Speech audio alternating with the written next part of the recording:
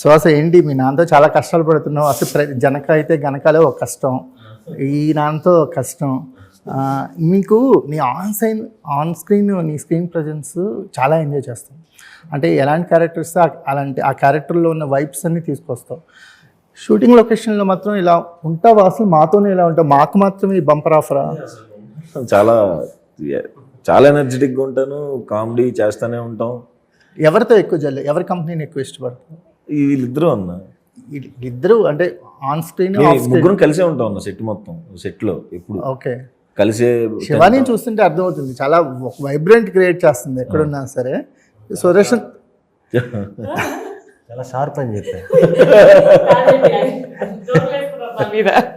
Sharp అనేది positive వాడేనండి.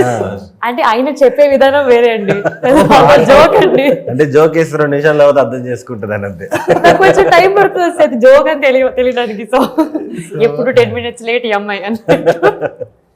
Okay, అంటే joke అని ముందే చెప్పి వేయాలేమో. అమ్మాయి ఖచ్చితంగా లెటరే రాయాలి కానీ చాలా షార్ప్. లెటర్ తీసేద్దాం. ఓకే, నువ్వు ఎవరి కాంబినేషన్ ఆన్ స్క్రీన్ ఎక్కువ ఎంజాయ్ చేస్తావు? నరేష్ గారితో నీకు ఒక బాండింగ్ ఉంది కదా, నరేలో బాగా వర్కౌట్ అయింది మీ కాంబినేషన్ సీన్స్. శర్వానంద్ గారి కాంబినేషన్ ఎంత వర్కౌట్ అయిందో మీ కాంబినేషన్ సీన్స్ కూడా అట్లాగే వర్కౌట్ అయింది.